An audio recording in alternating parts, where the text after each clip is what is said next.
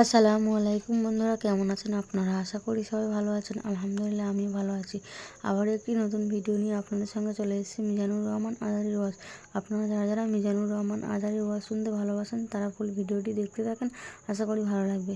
স্বামীর হৃদয়ে ভালোবাসার জোয়ার উঠিয়ে দিবে, সেটা হচ্ছে স্বামীকে আপনার একটা কোমল স্পর্শ করতে হবে।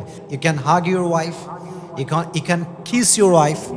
আপনি আপনার ওয়াইফকে হাত ধরতে পারেন, যেটা নবীজি ধরতেন কোমলভাবে, হাতকে স্পর্শ করতেন। কপালে চুমু দিতে পারেন, জড়িয়ে ধরতে পারেন। স্ত্রীকে জড়িয়ে ধরলে যে শান্তিটা পাওয়া যায়, যে মানসিক শান্তি পাওয়া যায়, এটা পৃথিবীর কোথাও আপনি খুঁজে পাবেন না। সুবহানাল্লাহ পড়েন। আজকে আমরা স্বামী স্ত্রীর একটি জরুরি বিষয়ে কথা বলবো ইনশাআল্লাহ। সেটি হচ্ছে যে স্বামীর ৫টি এমন গুণ যেটা স্ত্রী খুব পছন্দ করে, এবং স্ত্রীর এমন কিছু গুণ যেটা স্বামী খুব পছন্দ করে। এবং এই মোট অ্যাভারেজ ১০টা কোয়ালিটি যদি স্বামী স্ত্রীর মাঝে থাকে, উভয়ের মাঝে, উভয়ের সংসারটা সুখী হবে এটা আল্লাহ তাআলা সিস্টেমটা বানিয়েছেন এভাবে। আমরা এই গুণগুলো আসলে জানি না বলে আমরা আমাদের সাংসারিক জীবনে সুখী হতে পারি না।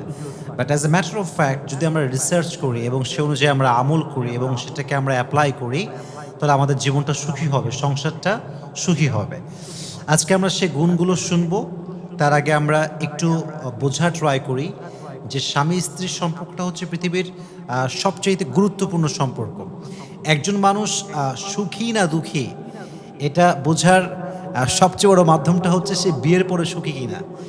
বিয়ের আগের জীবনটা হচ্ছে নর্মাল জীবন, এখানে কখনো সুখী কখনো দুঃখ লেগেই থাকে।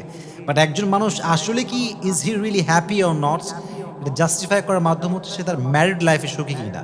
সো আমি মনে করি এটা জানা অত্যন্ত জরুরি আগে, যে আমাদের বিবাহিত জীবনটা হচ্ছে আমাদের জীবনের সবচেয়ে গুরুত্বপূর্ণ একটা অংশ আমাদের পুরো জীবনের ভেতরে। স্বামীর কিছু গুণ আছে স্ত্রী খুব পছন্দ করে, আবার স্ত্রীর কিছু গুণ আছে স্বামী খুব পছন্দ করে। আগে আমি হাইলাইট করব যে স্ত্রী স্বামীর ভিতরে কোন কোন গুণগুলো খুব পছন্দ করে। কিছু গুণ আছে, আমি 5টা গুণ বলবো ইনশাআল্লাহ।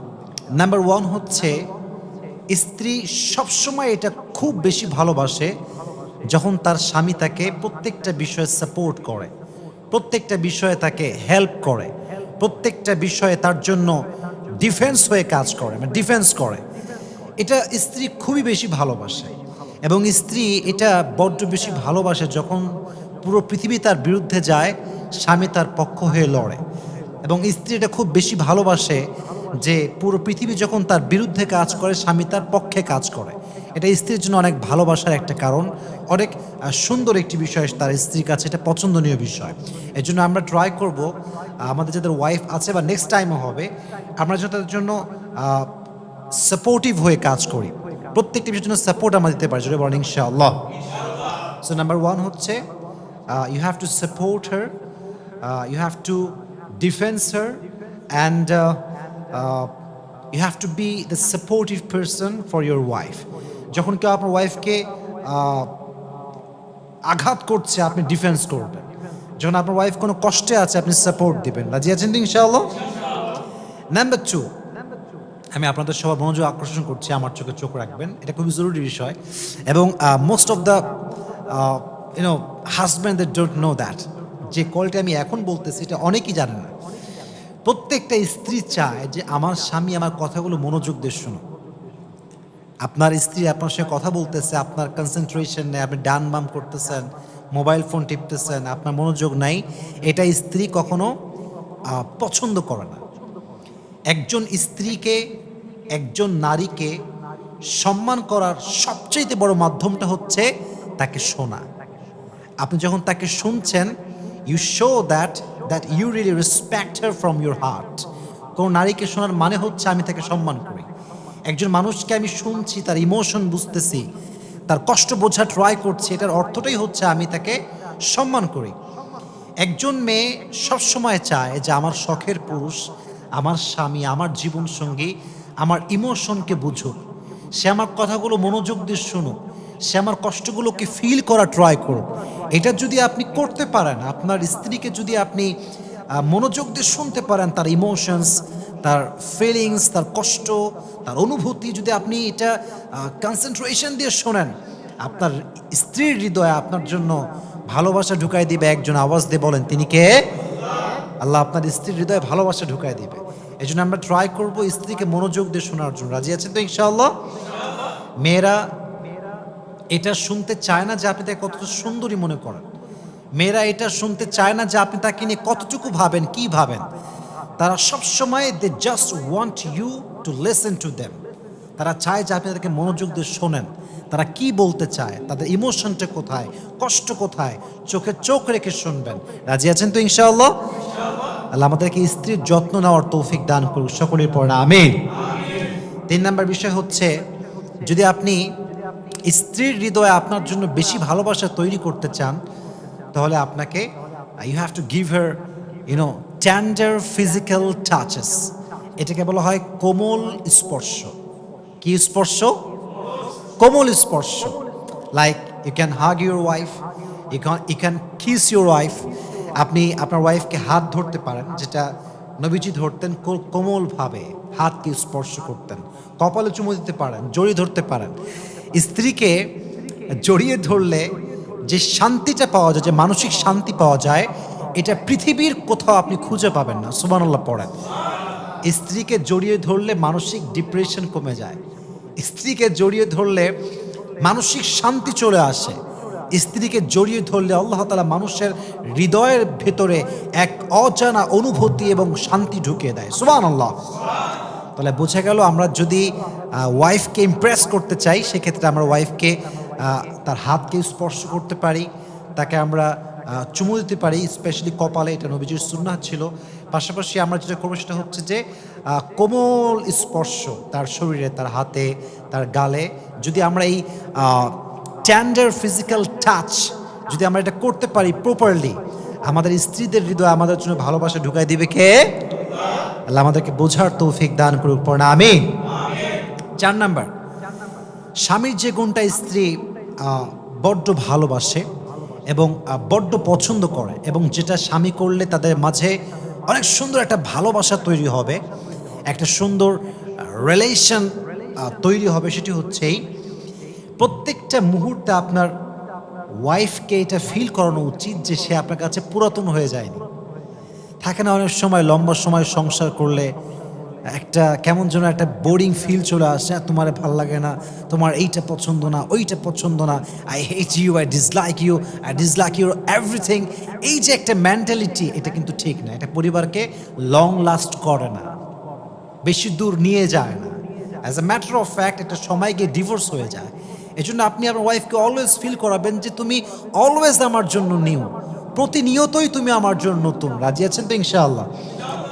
এটা ফিল করালে কি হবে? আপনাদের সংসারটা লং লাস্ট হবে। এখানে বরকত দিবে একজন, তিনি কে?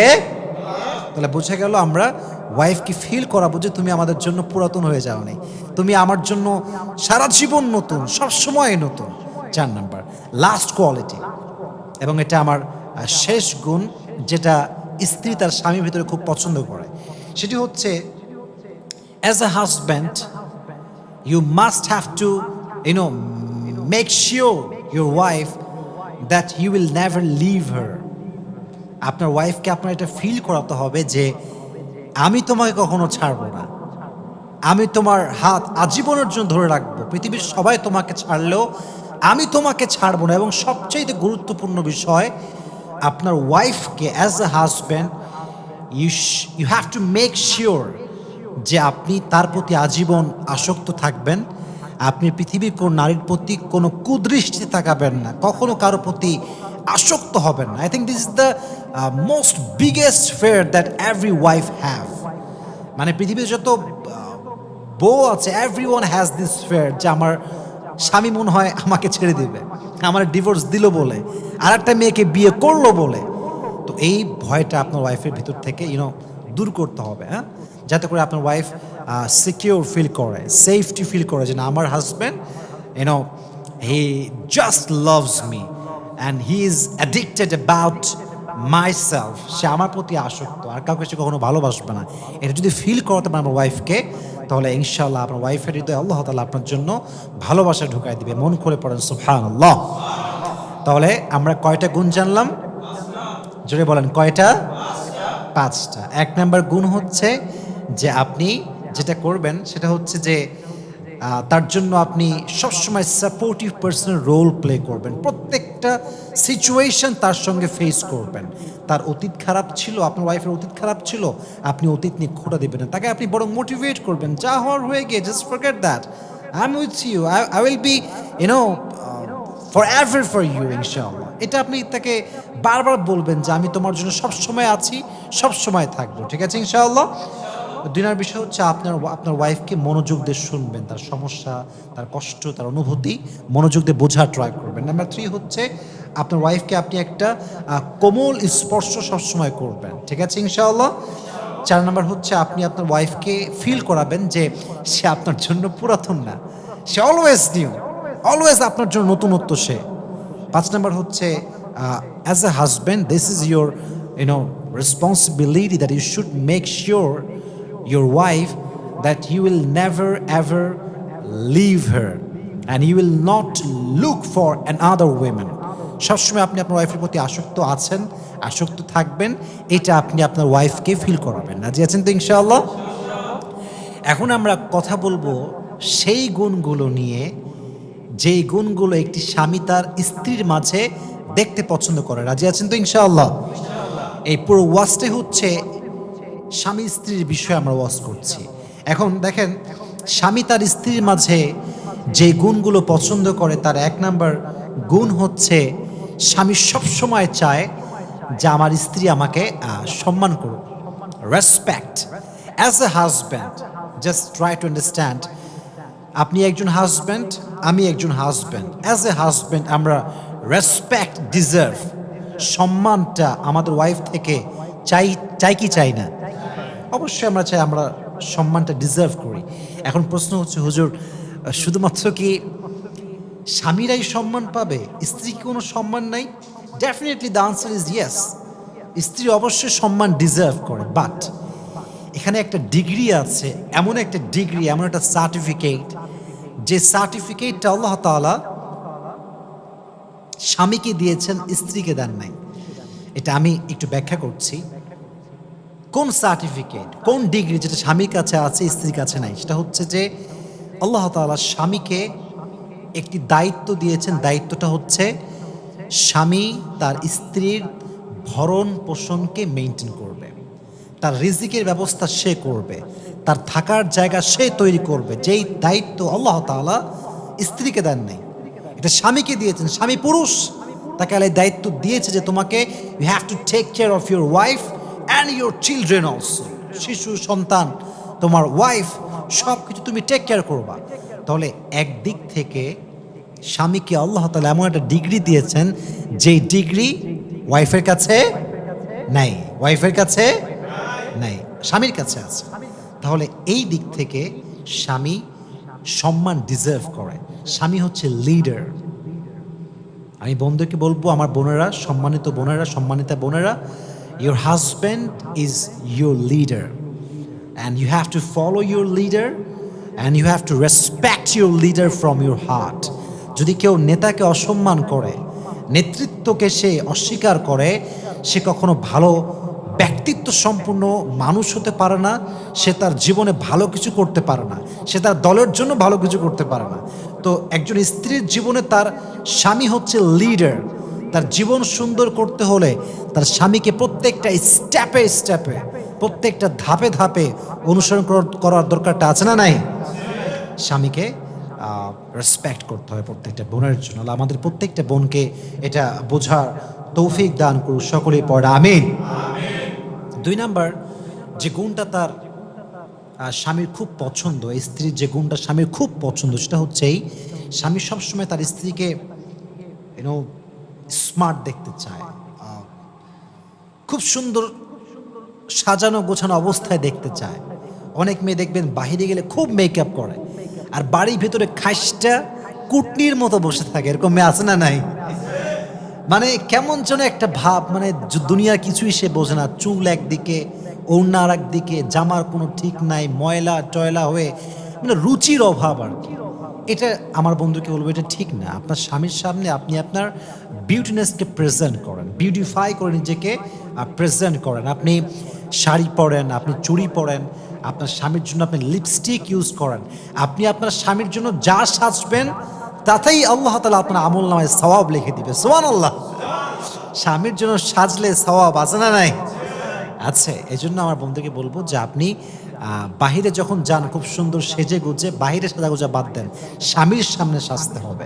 আল্লাহ আমাদের বন্ধুদেরকে এটা বোঝার তৌফিক দান করুন, সকলেই পড়া আমিন।